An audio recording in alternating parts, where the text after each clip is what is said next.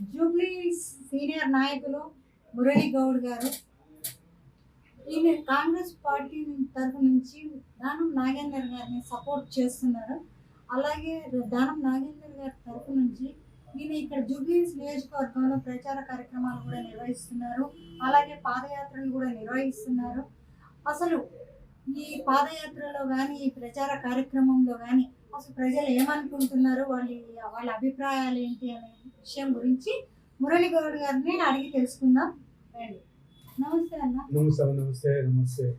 అసలు మీరు ప్రజల్లోకి వెళ్ళినప్పుడు ఈ పాదయాత్రలు చేస్తున్నప్పుడు అసలు ప్రజల అభిప్రాయాలు ఎలా ఉన్నాయి, వాళ్ళు ఏమనుకుంటున్నారు? సెంట్రల్ లో ఉన్న బీజేపీ ప్రభుత్వం బాగుంది అనుకుంటున్నారా, లేదంటే రేవంత్ రెడ్డి గారి ప్రభుత్వం కాంగ్రెస్ ప్రభుత్వం బాగుంది అనుకుంటున్నారా అనే విషయం గురించి వాళ్ళ అభిప్రాయాలు ఎలా ఉన్నాయి ఏంటి మీ ద్వారా తెలుసుకుందామని అనుకుంటున్నా, చెప్తారు. డెఫినెట్ గా ఈరోజు మేము జూబ్లీస్ నియోజకవర్గంలో గత వారం రోజుల నుంచి ప్రచారం ముమ్మరంగా చేస్తున్నాం. మంచి స్టార్ట్ అయింది, అన్ని డివిజన్లలో తిరుగుతున్నాం. ప్రజలు మంచి స్పందన ఉంది. ముఖ్యంగా మహిళలు బస్ ఫ్రీ తోటి చాలా సంతోషంగా ఉన్నారు. ఇంకొకటి ఏంటంటే మహిళలు గతంలో పూర్వకాలంలో ఎప్పుడు కూడా ఈ విధంగా ఈ బస్ ఫ్రీ సౌకర్యం లేకుండా తెలంగాణలో ఇప్పుడు మహిళలు, నేను ఒక ఉదాహరణ చెప్తాను. నేను మన కరీంనగర్ పైన మహిళలు ఊర్లో ఎక్కి ఊర్లోనే దిగుతుంది కదా, ఇక్కడ ఎక్కి అదే ఊర్లో ఎక్కి అదే ఊర్లోనే దిగుతుంది. ఎందుకంటే ఆ ముందట కొంచెం ఏదైనా పని ఉందనుకోండి, ఎక్కడ చెయ్యి ఆపినా కానీ వాళ్ళు డ్రైవర్ బండి ఆపు. ఆ స్వేచ్ఛ అనేది ఇవాళ రేవంత్ రెడ్డి గారు మహిళలకు ఇవ్వడం జరిగింది. మంచి స్వేచ్ఛ అది. ఎందుకంటే వాళ్ళకి ప్రయాణం, ఉచిత ప్రయాణం, ఒక మంచి ప్రయాణం, ఎక్కడైనా దేవస్థానాలు కానివ్వండి. మీకు ఎగ్జాంపుల్ చెప్తాను. ఏంటంటే ఉస్మానాబాద్ నియోజకవర్గం అని ఉంది. అక్కడ కేసీఆర్ గారు, ఆయనకు ఒక సెంటిమెంట్, ఎలక్షన్లు వచ్చినాయనంటే ఉస్మానాబాద్ నుంచి తన ప్రచార కార్యక్రమాన్ని స్టార్ట్ చేయాలని అక్కడ నుంచి బహిరంగ సభ స్టార్ట్ చేసి కేసీఆర్ గారు స్టార్ట్ చేస్తారు. ఆయన ఆ ఉపన్యాసంలో ఏమన్నారంటే, మొన్న ఎమ్మెల్యే ఎలక్షన్ మొదలుపెట్టుడే తీర్థం పోదామా తిమ్మక్క అంటే, ఏముందమ్మా నువ్వు గుల్లే నేను సల్లే అని అన్నారు. అట్లా కాకుండా ఇప్పుడున్న పరిస్థితి ఏంటంటే, తీర్థం పోదామా తిమ్మక్క అంటే ఏముందవా ఇక్కడ ఎక్కువ అక్కడ దిగు, బస్ ఫ్రీ అని అనుకుంటారు అందరు. కాబట్టి కేసీఆర్ గారు ఏదైతే చెప్పిందో అది ఈరోజు ఆ సామెత ఈరోజు మహిళలలో చాలా సంతోషంగా ఉంది. కాంగ్రెస్ గవర్నమెంట్ ఈ స్కీమ్ పెట్టడం ఇది మామూలు స్కీమ్ కాదు. మహిళలు చాలా సంతోషంగా ఉన్నారు. ఎక్కడైతే మహిళలు సంతోషంగా ఉంటారో ఆ ఓట్లని కాంగ్రెస్కి, వాళ్ళ కుటుంబంలో మహిళలు చెప్పి కాంగ్రెస్ ఓటు వేపిస్తున్నామని చెప్పేసి మాకు ప్రచారంలో చెప్తారు. అది కానీ మహిళలు సీట్ల కోసం చూడండి, బస్సులో ఎవరు కండక్టర్లు కూడా, వాళ్ళు కూడా పాపం డ్రైవర్లు, కండక్టర్లు ఏదో ఒకటి చెప్తారు. నాకు మైక్ ముందు దొరికింది ఏదో ఒకటి చెప్తారు. అలాంటి ఏదో 1% ఏమన్నా ఎక్కడన్నా పదార్థాల నుంచి. చాలా బాగుంది, మంచిగా ఉంది. అలాగే ఇప్పుడు స్త్రీలకు, మహిళలకు ఎలాగైతే ఫ్రీ పథకాలు పెట్టారో అలాగే పురుషులకు కూడా మాకు కూడా పెట్టండి అని చెప్పేసి పురుషులు కూడా డిమాండ్ చేస్తున్నారు. ఇప్పుడు రేవంత్ రెడ్డి గారు ఏమంటారు? ఇప్పుడు పెద్ద మనిషి ఆయన, ముఖ్యమంత్రి, ఒకవేళ అలాంటిది ఏదైనా ఆయన దృష్టికి వస్తే చేస్తాడు. వాళ్ళకి ఏం చేస్తాడు? సీనియర్ సిటిజన్స్ ఏమైనా రావాలి కదా ఆలోచన. ఇంత మొన్ననే కదా వచ్చింది, 3 నెలలు 4 నెలలు. వాళ్ళు 10 సంవత్సరాలు పరిపాలించారు. మన కాంగ్రెస్ ప్రభుత్వం వచ్చి 6 నెలలు 5 నెలలు 4 నెలలు కూడా రాలేదు. సరే ఎలక్షన్స్ వచ్చినాయి కాబట్టి ఇప్పుడు ప్రచారంలో ముమ్మరంగా ఉన్నారు. కాబట్టి ఇంకా ఆలోచన ముందు, ఎలక్షన్ తర్వాత డెఫినెట్ గా ఆలోచన చేస్తాడు. ఆయన కావాల్సింది ఏంది? ప్రజల శ్రేయస్సు, పరిపాలన చేయాలి. పరిపాలన అంటే రాజు ముఖ్యమంత్రికి ఏముంటది? కొంతమందికి అయితే ఉంటది, కడుపులో కళ్ళకుండా ఉండాలి, కోర్టు రావాలని ఉంటది. అని మన ముఖ్యమంత్రికి అట్లాంటి ఆలోచన లేదు. ఎప్పుడు ఏం చేయాలి, ప్రజలకు ఏ విధంగా నేను సహకరించాలి, వాళ్ళ ఆలోచన విధానాలకు అనుగుణంగా నేను నా పరిపాలన సాగించాలనే ఉంటది. కానీ వాళ్ళు చేసినట్టు ఏదో అన్ని ఇబ్బందికరమైన పనులు చేసుడు, ఏదో చేసి వాళ్ళు చాలా చేసి ఇవ్వాలండి. తెలియదు ఏమున్నది ప్రజలకు. ప్రతి ఇంట్లో గుడిసెలో టీవీ ఉంది, ప్రతి ఇంట్లో సెల్ ఫోన్ ఉంది. ప్రజలు చాలా తెలివైన వాళ్ళు.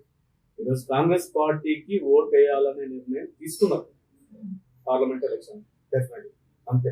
100% మేము చేసిన ప్రచారంలో మాకు వచ్చిన రిజల్ట్ అంతే. 100% సికింద్రాబాద్ పార్లమెంటు నియోజకవర్గంలో దానం నాగేందర్ గారు బడుగు బలహీన వర్గాల ఆశాజ్యోతి. ఆయన పేద ప్రజల మనసును దోచుకున్న నాయకుడు. ఉదాహరణకు హైదరాబాద్ నియోజకవర్గం చూడండి, ఇలా ఫిలిం నగర్ స్లమ్లలో పోతే ఆయన దేవుని లెక్క తెలుస్తారు.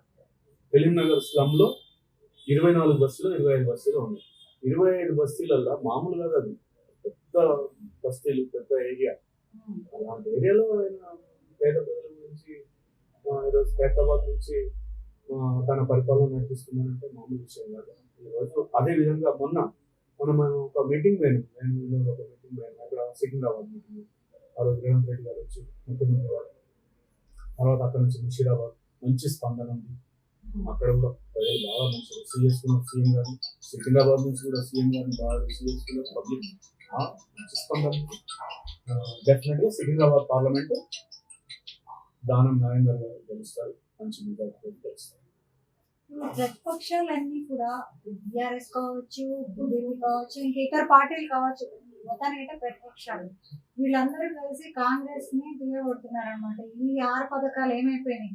ఇప్పుడు కాంగ్రెస్ గవర్నమెంట్ అంటే మీ గవర్నమెంట్ వచ్చి తెలంగాణలో 4 నెలలు పూర్తయిపోయినాయి కదా, అయినా కూడా ఇంకా 6 పథకాలు అనేవి ఇంకా కంప్లీట్ చేయలేదు. 6 పథకాలు ఏమైపోయినాయి అని చెప్పేసి విమర్శిస్తున్నారు. ఒకటే రోజు వచ్చిన ప్రమాణ స్వీకారం చేసిన తెల్లారే 6 పథకాలు అయిపోయింది కదా, అయినా కానీ చేసి ఆరోగ్యశ్రీ 10 లక్షలు ఆరోగ్యశ్రీ తీసేది, అది వర్తిస్తుంది. మహిళలకు బస్సు వర్తిస్తుంది. 200 యూనిట్ల కరెంటు వర్తిస్తుంది. రైతు బంధు మన వేసేసింది. రాత్రి నిన్న టీవీలో చూసిన రైతు బంధు పడ్డది. కొంతమంది పడలేదేమో, మన ఈసీ ఎలక్షన్ కమిషన్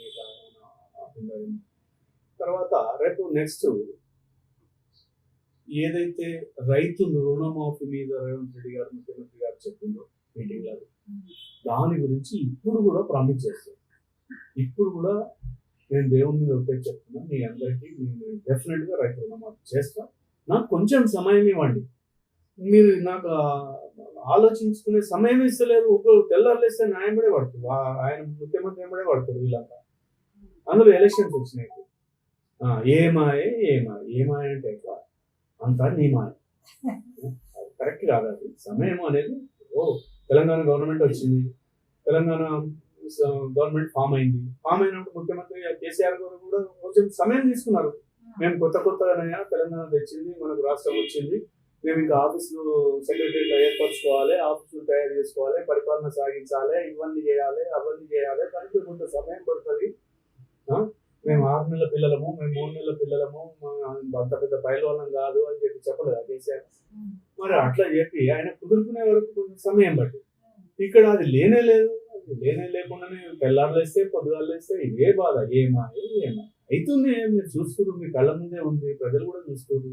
ఏమైనా ఎత్తుకపోయిందా, ఏమన్నా ఇక్కడ తీసుకుపోయి కట్టకపోయిందా, ఏమైనా ముల్లెగూడ తీసుకుపోయిందా, ఎన్నే ఉన్నాడు, పరిపాలన సాగిస్తుంది. డెఫినెట్ గా అందరూ సహకరిస్తారు, ప్రజలు చూస్తున్నారు. ఎవరికి మోసం చేయలే, ఎవరికి అన్యాయం చేయలే, ఎవరి భూములు చూసుకోలే, ఎవరికి ఏమి చేయాలి. నీతిగా నిజాయితీగా పరిపాలన సాగిస్తా. నాకు కావాల్సింది తెలంగాణ ప్రజల ప్రేమ, మా తెలుగింటి ఆడపడుచుల ప్రేమనే, మా తల్లి తండ్రులు, మా అక్క చెల్లెలు లాంటి వాళ్ళ ప్రేమనే నాకు కావాలి. అంతమించి నాకు ఏమొద్దు, నన్ను ముఖ్యమంత్రి చేసేది ఇంకేం కావాలని అంటుంది.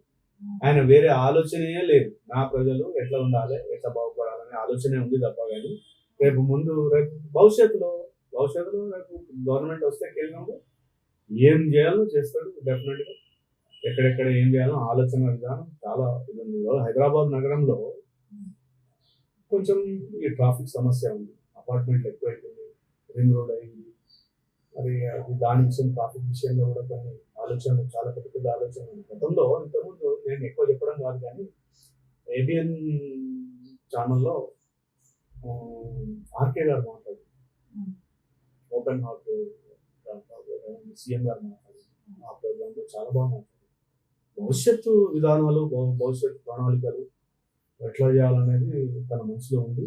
తీసుకుపోతాడు, డెఫినెట్గా తెలంగాణ ముందుకు తీసుకుపోతాడు. ఎవరికైనా ఇబ్బంది రాని, ప్రజలకు ఇబ్బంది వస్తే తనకు వచ్చినట్టే కదా. రాజు మంచిగా ఉంటే ప్రజలు మంచిగా ఉంటారు. యథా రాజా తదా ప్రజ. రాజు బాగుంటే ప్రజలు బాగుంటారు, ప్రజలు బాగుంటే రాజు బాగుంటారు. ప్రజలు ఏమన్నా కష్టం పడ్డారు అనుకో, నిన్న వర్షం పడ్డది, రాత్రి బాగా గాలి వచ్చింది, వర్షాలు విపరీతంగా చాలా నష్టమైంది. నేను రాత్రి V6 లో స్క్రోలింగ్ చూసిన, ఇమ్మీడియట్లీ తడిసిన పంటను కొనండి, ప్రభుత్వం కొంటుంది. ఏదైతే ధాన్యం ఉందో ఆ ధాన్యం తడిసిన దాన్ని అర్జెంట్ కొనాలని చెప్పేసి ప్రభుత్వం చెప్పేస్తున్నారు చెప్పేసి స్క్రోలింగ్ లో వచ్చింది, రాత్రి చూసాను. అంటే ఇమ్మీడియట్లీ యాక్షన్ తీసుకున్నారు. అట్లా తనకు తీసుకోవద్దు, వీళ్ళని ఇబ్బంది పెట్టాలి, వీళ్ళకి నరకం చూపించాలి, అది ఆ ఆలోచన విధానం కరెక్ట్ కాదు. సీఎం గారు డెఫినెట్ గా ముందు తీసుకుపోతారు రాష్ట్రాన్ని. ఇప్పుడు ఈ ప్రభుత్వం మాటల వరకేనా లేకపోతే చేతల్లో కూడా ఏమన్నా చూపిస్తారా? ఎందుకు గత ప్రభుత్వాలు కూడా చూపించలేదు, మీరు 4 నెలల లోపలనే కలిసింది కదా, 4 నెలల లోపలనే కనిపించింది, చేసిండు, చేస్తాడు. ఎందుకు గత ప్రభుత్వం కంటే బాగా సూపర్ పరిపాలన అందిస్తాడు. సూపర్ కాదు, సుపీరియర్, ఉన్నతమైన, నాణ్యమైన పరిపాలన కేసీఆర్ కంటే ఎక్కువ. కేసీఆర్ ఏదైతే చేసిందో, పరిపాలించిందో అంతకంటే సూపర్ గా, సుపీరియర్ గా పరిపాలిస్తారు. అది నా యొక్క ఒపీనియన్, నా అభిప్రాయం. డెఫినెట్ గా నాకు ఆ నమ్మకం ఉంది, చేస్తాడు, చేయబోతుండు, డెఫినెట్ గా సక్సెస్. 10 సంవత్సరాలు గ్యారంటీ సీఎం గారు, ముఖ్యమంత్రి గారు రేవంత్ రెడ్డి గారు. అయితే ఇప్పుడు కేంద్ర ప్రభుత్వాలు రాహుల్ గాంధీని సీఎంని ప్రధానమంత్రిని చేద్దామనే ఉద్దేశం చాలా మందికి ఉంది. ముఖ్యంగా మన తెలంగాణ గవర్నమెంట్ అది ఎంతవరకు సక్సెస్ అంటారు? ఎందుకంటే రాహుల్ గాంధీకి ఏం చేత కాదు, రాజకీయం తెలియదు, అసలు చరిత్రే తెలియదు అని చెప్పేసి బీజేపీ నాయకులు కావచ్చు, ప్రతిపక్షాలు కావచ్చు అన్ని మాట్లాడుతున్నారు. అసలు రాహుల్ గాంధీ గారికి చరిత్ర తెలియదు అనడం నిజమా కాదా? ఇంకా దేశంలో కాంగ్రెస్ పార్టీ, గాంధీ కుటుంబం సాహసోపేతను నెట్టుకొని ప్రాణాలు అర్పించింది. రాజీవ్ గాంధీ ప్రాణాలు పోయింది, ఇందిరాగాంధీ ప్రాణాలు పోయింది. గాంధీ గురించి అయితే తెలిసిన విషయం. ఇలాంటి కుటుంబంలో ఉండి దేశం గురించి తెలియదు, పరిపాలన గురించి తెలియదు అంటే ఇప్పుడు మరి పరిపాలించడం మనం అందరం చూస్తారే, ఆయన చూస్తలేడా పరిపాలన విధానం? ఎట్లా చేస్తున్నారు ఆపోజిషన్ పార్టీ ఇప్పుడు బీజేపీ ఉంది, ఏ రకంగా పరిపాలిస్తున్నారు అనేది మనం అందరం చూస్తున్నాం కదా. అందుకే ఆయన తెలియదు అంటే ఎట్లా? ఆయన చేయడం, పరిపాలించడం అంటే అది చేసిన తర్వాత, ఆయన ప్రధానమంత్రి అయిన తర్వాత నువ్వు బాగా చేస్తలేవు అంటే ఎవరైనా నమ్ముతారు. అది కాకముందే నీతో కాదు అని అంటే కరెక్ట్ కాదు. పబ్లిక్ చెప్తారు, ప్రజలు చెప్తారు ఎట్లా నడుస్తుంది ఏంటి అనేది ప్రజలు చెప్తారు. డెఫినెట్గా ప్రజలు దాన్ని నిర్ణయం తీసుకుంటారు. అదే సమయం వస్తే డెఫినెట్గా ఆయన మంచి ఆలోచన ఉన్నారు. ఇప్పుడు మేనిఫెస్టో పెట్టి కాంగ్రెస్ పార్టీ, ఆ మేనిఫెస్టో మొత్తం దేశం అంతా, భారతదేశం అంతా ప్రచారం. సో మేనిఫెస్టో చూసి ప్రజలు డెఫినెట్గా సక్సెస్ అవుతుంది. తెలంగాణలో కూడా సక్సెస్ చేసేది. ఏదో కొంచెం ఏదన్నా చిన్నవి ఉంటే సమయం అందలేదు, టైం అందలేదు, టైం సరిపోలేదు. టైం సరిపోకముందే ఎలక్షన్స్ వచ్చేసినాయి. మొన్ననే ఎలక్షన్స్ అయిపోయింది, వీళ్ళు టైం సెట్ అయ్యే లోపల మళ్ళీ ఎలక్షన్స్ వచ్చాయి, ఇందులో కోడ్ వచ్చాయి. కాబట్టి డెఫినెట్గా ఏదైనా సక్సెస్ఫుల్, అందులో డౌట్ ఏం లేదు. భారతదేశ ప్రజలు నిర్ణయం తీసుకుంది. మొత్తానికి ఎన్నికల కోడ్ వలననే మాత్రమే ఈ 6 పథకాలు నిలిపివేశారు. ఆఫ్టర్ ఎన్నికల ఫలితాలు వచ్చిన తర్వాత మళ్ళీ 6 పథకాలను అమలు చేస్తా అంటారు. అందులో కొన్ని అయిపోయినాయి కదా, అయిపోయినాయి కానీ మళ్ళీ ఇంకో 2 పథకాలు ఉన్నాయి. అవును, చేస్తా ఉంటుంది. ఆగస్ట్ 15 లోపల నేను డెఫినెట్ గా చేస్తా ఉంటుంది కదా. ఏది బ్యాలెన్స్ ఉన్నా కానీ ఇచ్చేస్తాను క్లియర్ గా చెప్తుంది, ప్రతి మీటింగ్ లో చెప్తుంది కదా. దాని గురించి ఏమి డౌట్ లేదు. పథకాలు చెప్పి మోసం చేస్తే ప్రజలు ఒప్పుకుంటారా? ఒప్పుకోరు కదా. ప్రతిపక్షాలు కూడా ఒప్పుకోరు కదా, వాళ్ళు కూడా ఒప్పుకోరు కదా. మీరు మాట ఇచ్చారు, మాట ప్రకారం నిలబడండి అని అంటారు. మాట ఇచ్చిండు అని డెఫినెట్ గా నిలబడతారు. మాట మీద నిలబడే మనిషి రేవంత్ రెడ్డి గారు. అంత కండిషన్ ఉండేప్పటికనే, ముక్కుసూటి మనిషి కాబట్టి అయ్యేపటికనే ముక్కుసూటిగా మాట్లాడతాడు కాబట్టి, ఏదున్నా కానీ కడుపులో పెట్టుకోడు, బయటికి చెప్పేస్తాడు కాబట్టి ఆయన ముఖ్యమంత్రి అయ్యాడు. అంటే ఆయనకు ఉంటుంది ఆ మనసులో, నేను ప్రజలు మోసం చేయాలి, నేను 6 గ్యారెంటీలు ఇవ్వాలి, నేను 1 2 ఇవ్వాలంటే ఎట్లుంటుంది పద్ధతి కాదు కదా. అది వాళ్ళకి ఏదంటే ప్రతిపక్షాలు వాళ్ళు ఏదన్నా ఏదో ఒకటి చెప్పాలి, చేయాలా, అంత చేయాలి, చేయకపోతే మనకు పడేది కూడా పడేది కదా, ఎట్లా మనం ఘోరం అయిపోతుంది, ఓడిపోతుంది చెప్పాడు. ఎవరి బాధ వాళ్ళకు. మాట ఇచ్చారు, సక్సెస్ఫుల్ చేస్తారు. సక్సెస్ఫుల్ గవర్నమెంట్, దాంట్లో డౌటే లేదు. అందరూ మంచిగా ఉన్నారు, మంచి నాయకులు ఉన్నారు కాంగ్రెస్ పార్టీలో, మంచి మంత్రులు ఉన్నారు, మేధావులు ఉన్నారు. నాకు డౌటే లేదు. ఏం మాట్లాడతారు పార్టీ విక్రమార్క, కోమటిరెడ్డి వెంకటరెడ్డి గారు, శ్రీధర్ బాబు గారు, పొన్నం ప్రభాకర్ గారు, అత్యంత మహారథులు ఉన్నారు. మంచి నాలెడ్జ్ పర్సన్స్. సీఎం గారు కూడా మంచి అనుభవం ఉంది ఆయనకి ఒక హిస్టరీ. రేవంత్ రెడ్డి గారు ఒక చరిత్ర. ఆయన రాజకీయాల నుంచి ఇప్పుడు ముఖ్యమంత్రి అయ్యే వరకు ఆయనకు ఒక మంచి అనుభవం ఉంది. కాబట్టి డెఫినెట్ గా సక్సెస్ఫుల్ పరిపాలన అందిస్తారు, దాంట్లో డౌట్ లేదు. మొత్తానికి గడిల పాలనని బద్దలు కొట్టారు. కొట్టిండు ఇప్పుడు అయిపోయాయి కథం అన్ని. గడిలు బాయ్, గేట్లు బాయ్, అన్ని బాయ్. మళ్ళీ ప్రజా తీసుకొస్తాం పాలన అంటున్నారు చేస్తే కదా కేసీఆర్ గారు. ఏం తీసుకొస్తారని ఏదో చెప్పాలి కదా. వచ్చే ప్రభుత్వం మారే అంటున్నారు. లేదు లేదు లేదు, వచ్చే ప్రభుత్వంలో ఆయన సీట్లు కూడా రావు. ఎందుకంటే అంతవరకు మన కాంగ్రెస్ పార్టీలు ఖాళీ కూర్చుంటారు. నువ్వు ప్రభుత్వం వస్తుందనంటే ఎలక్షన్ యుద్ధభూమి ఇది, యుద్ధంలో అందరు పోరాటం చేస్తారు. ఒట్టిగా ఇంట కూర్చుంటారు, చూస్తారు కదా. ఆయన నేను గెలుస్తున్నా, నేను వచ్చే ప్రభుత్వం మాదే అంటే ఎవరు రాణిస్తారు? రానియరు కదా. కాంగ్రెస్ వాళ్ళు రాణిస్తారా? ఇంకో 10 ఏళ్ళు వీళ్ళు పరిపాలిస్తారు. వీళ్ళు ఎవరు ప్రజాసేవ చేస్తే వాళ్ళు ప్రజలు నమ్ముతారు, అంతే కదా.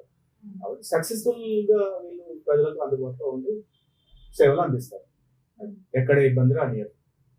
ఇప్పుడు గత ప్రభుత్వంలో కూడా కొన్ని పథకాలు పెట్టారు, కానీ ఆ పథకాలు అనేవి ఓన్లీ ఒక ఆ పార్టీకి సంబంధించిన కార్యకర్తలకు మాత్రమే అందినాయి అని అంటారు. అవును. ఇప్పుడు మీ ప్రభుత్వం వచ్చింది కాబట్టి ఈ 6 పథకాలు కావచ్చు, ఇంకా కొత్త పథకాలు కావచ్చు, ఏవైనా పథకాలు కావచ్చు, కుల మతాలకి అతీతంగా మీరు ఈ పథకాలను అమలు చేస్తున్నారా, లేదంటే ఓన్లీ కాంగ్రెస్ కార్యకర్తలకు మాత్రమే ఇస్తున్నారు? ఒకటి, ముఖ్యమంత్రి అంటే అందరికి ముఖ్యమంత్రి.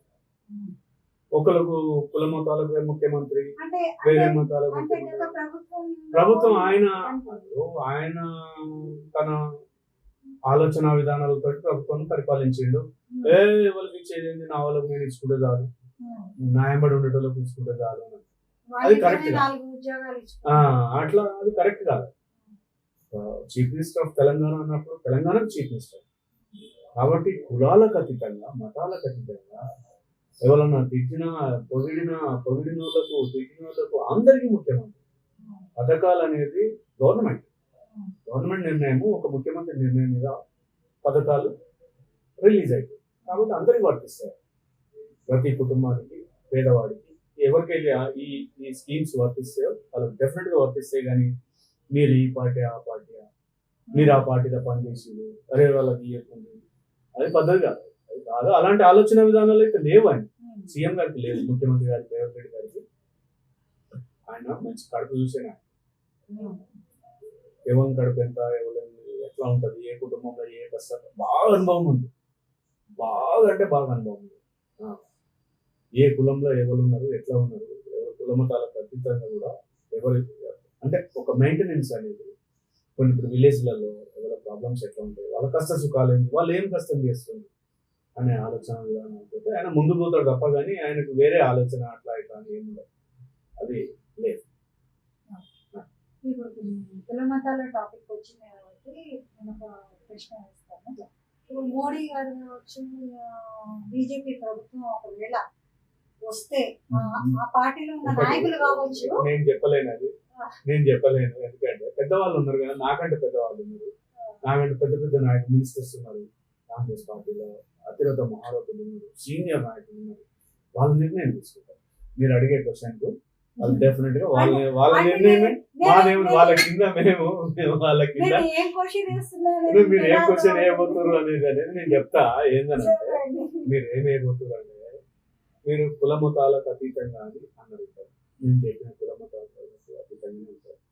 మీరు ఇంకా ఏదన్నా ఉంటే మీరు ఏదన్నా చెప్పబోతురేమో రిజర్వేషన్ల గురించి.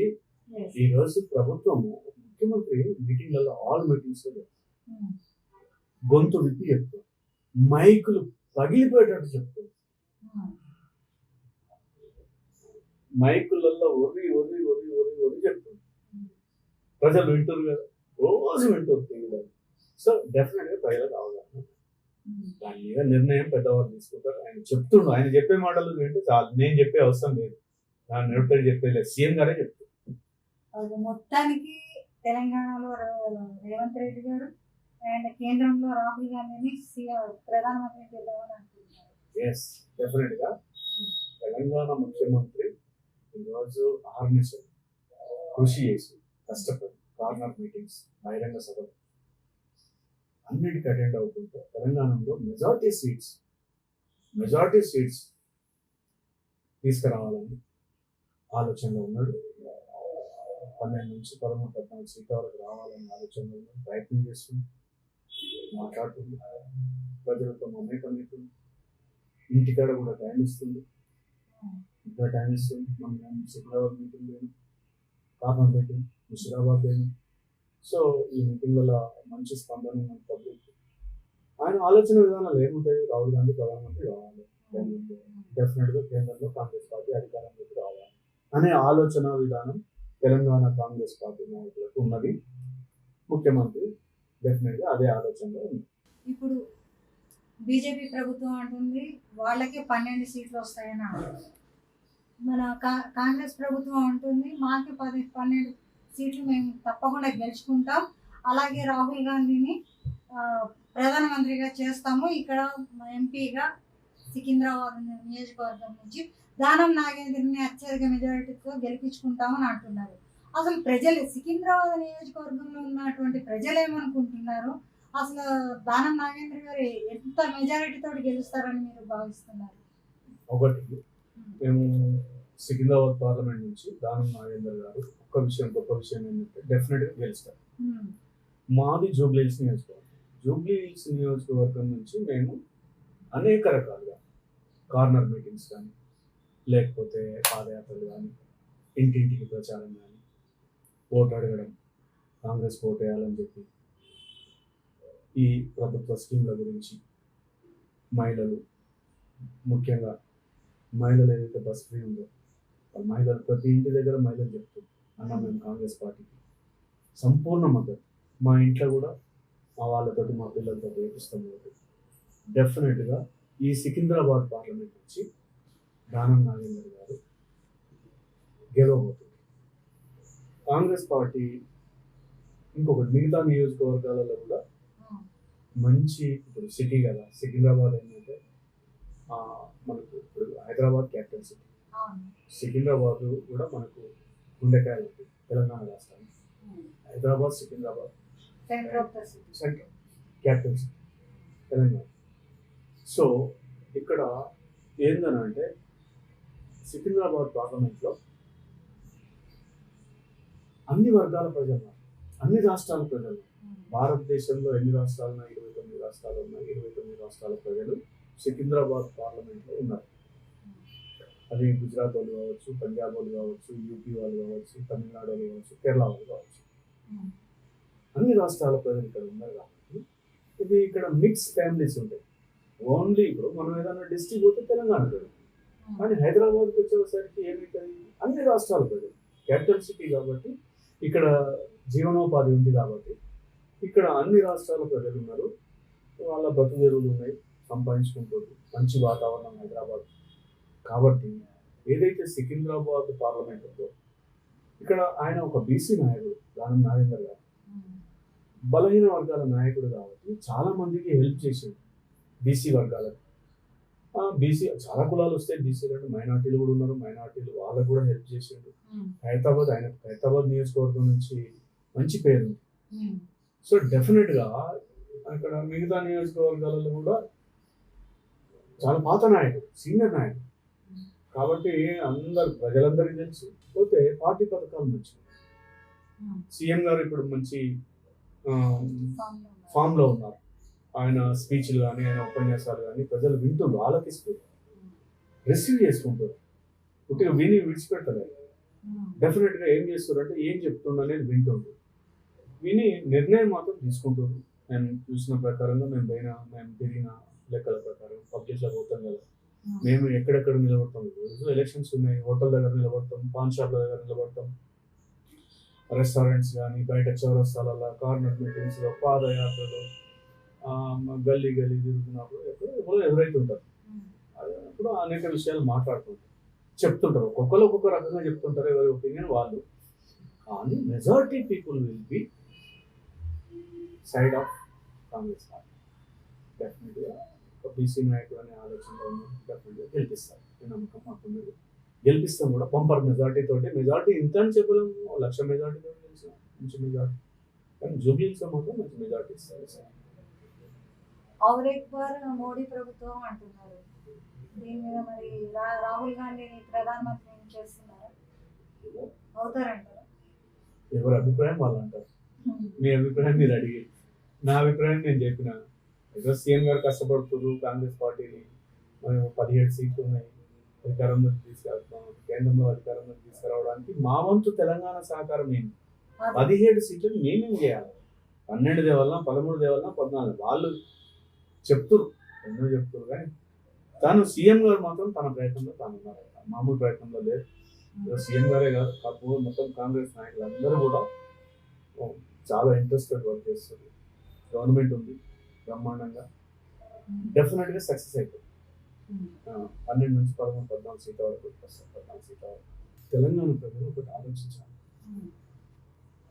ఏంది ఆలోచించాలంటే, సోనియా గాంధీ గారు మనకు తెలంగాణ రాష్ట్రం ఇచ్చారు. కేసీఆర్ గారు ఏమంటారు, నేను కొట్లాడి తెచ్చినాను. కొట్లాడి తెచ్చినానంటే సరే, మీరు ఉద్యమం చేశారు, తెలంగాణ ప్రజలు మీరు ఒక్కరు కొట్లాడలే, అందరూ కొట్లాడి. తెలంగాణ ప్రజలు, నేను ఒకసారి ఊరికి పోతే కరీంనగర్లో బస్ స్టాండ్లో టెంట్ వేసుకొని కూర్చున్నాడు, ఒక పిల్లగాడు పల్కా బల్పం పట్టుకొని కూర్చున్నాడు, వెనక చూస్తే తెలంగాణ బ్యానర్ ఉంది, మాకు రాష్ట్రం కావాలి. చిన్న చిన్న పిల్లలు కూడా, చదువుకునే పిల్లలు, పల్కా బల్పం పట్టుకొని రాసుకునే పిల్లలు కూడా ఆ టెంట్ కింద కూర్చున్నారు. మరి ఎట్లా అనుకోవాలి? ఇచ్చింది సోనియా గాంధీ గారు, మనం అందరం కష్టపడ్డామని ఆ రోజు ధైర్యం చేసి, సాహసం చేసి, తెలంగాణ ప్రజలకు సోనియా గాంధీ గారు ఎట్లా సాహసం చేసి ఇచ్చారు పార్లమెంట్లో అందరికీ తెలుసు. చాలా వ్యతిరేకించారు, పెప్పర్ స్ప్రే కొట్టారు, కాగితాలు దింపేశారు, అక్కడ స్పీకర్ మీద చాలా గడపలు, ఎన్నో రకాలు చేశారు. అయినా కానీ తెలంగాణ ప్రజల గురించి, అక్కడ ఆంధ్రప్రదేశ్లో ఇబ్బందులు వస్తాయని చెప్పి తెలిసి కూడా ఈ రాష్ట్రం ఎంతో మంది తెలంగాణలో పిల్లలు చనిపోయి చాలా ఇబ్బందికరంగా ఉంది, రాష్ట్రం ఇవ్వాల్సిందే. ఇవన్నీ చూసిన సోనియా గాంధీ గారు, ఇవన్నీ ఈ పిల్లల విషయాలు కానీ, ఇక్కడ ఉన్న కష్ట సుఖాలు కానీ, బాయిలలో నీళ్లు లేవు, పంటలు ఎండిపోతున్నాయి, కరెంటు లేదు, బడ్జెట్లలో ఇబ్బందులు వచ్చినాయి, బడ్జెట్ ఎక్కడికి ఎక్కువ పోయింది, ఎక్కడికి తక్కువ వచ్చింది, గవర్నమెంట్ జాబ్స్ కూడా ఎక్కడికి వెళ్ళిపోయినాయి అనే ఆలోచన అనేక రకాలుగా ఆలోచించి ఆ నిర్ణయం ఒకటి, తెలంగాణ రాష్ట్రం ఇవ్వడం అనే నిర్ణయము సోనియా గాంధీ గారికి ఎంతో నష్టం పార్టీ విషయం. అయినా తను బాధపడకుండా 10 సంవత్సరాలు ఈరోజు నష్టం జరిగింది. ఆ రోజు రాష్ట్రం ఇచ్చబట్టిన ఈరోజు ఇంత దూరం వచ్చింది. ఇవ్వకపోతే అట్లనే మళ్ళీ ఉద్యమాలు నడుస్తుండే, మళ్ళా అట్లే ఇదైతుండే, పోరాటాలు నడుస్తుండే, మళ్ళా ఎలక్షన్లు వస్తుండే, మళ్ళా ఇదైతుండే. కానీ గ్రేట్ఫుల్ సోనియా గాంధీ గారు, మనం థ్యాంక్స్ చెప్పాలి. తెలంగాణ ప్రజలు రుణపడి ఉన్నారు. అమ్మ, మీకు మేము రుణపడి ఉన్నాం, మీరు మాకు తెలంగాణ రాష్ట్రాన్ని ఇచ్చేది. మేము డెఫినెట్గా ఇంతకుముందు మా ఆలోచన విధానాలు వేరుండే, ఎట్లా అయిపోయింది, జరిగిపోయింది. ఈసారి మాత్రం మేము ఆ పొరపాటు చేయాలి. మీరు ఇచ్చిన దానికి మేము మీకు రుణం తీసుకుంటాం, ఆల్రెడీ తీర్చుకున్నారు. ఇప్పుడు ఈ అవకాశం వచ్చింది మళ్ళీ ఒకసారి కేంద్రంలో కూడా మేము డెఫినెట్గా మీరు మాకు అందించిన సహకారం ఏదైతే ఉందో తెలంగాణ రాష్ట్రం ఇవ్వడం, మేమందరం కూడా రాష్ట్ర ప్రజలు మీకు రుణపడి ఉన్నాం. డెఫినెట్గా మీకు మేము చేయూతనిస్తాం, చేయి కలుపుతాం. ఆస్సే हाथ जोड़ो, आपको वोट डालो, अबकी बार कांग्रेस को जिताओ.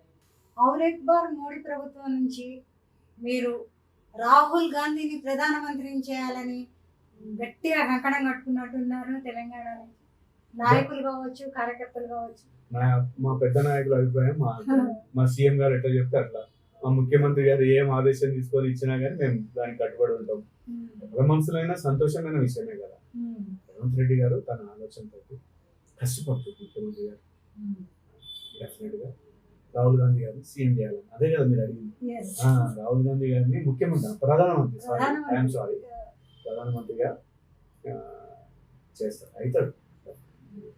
అంటే కేంద్రంలో రాహుల్ గాంధీ గారు ప్రధానమంత్రి, తెలంగాణలో రేవంత్ రెడ్డి గారు ముఖ్యమంత్రి. సీఎంగా 10 సంవత్సరాలు కొనసాగుతారంటారా? డెఫినెట్ గా తప్పకుండా మంచి పరిపాలన అందిస్తారు. ఆ నమ్మకం ప్రజల్లో ఉంది. భారతదేశం 140 కోట్ల మంది భారతీయులలో ఉంది. అది ఎట్లా ఉంటుంది అనేది రేపు మనం 14వ తారీఖు ఎలక్షన్ అయిపోయిన తర్వాత మరి జూన్ 4వ తారీఖున కౌంటింగ్ ఉంటుంది. దేశ ప్రజలు తెలిసిపోతుంది.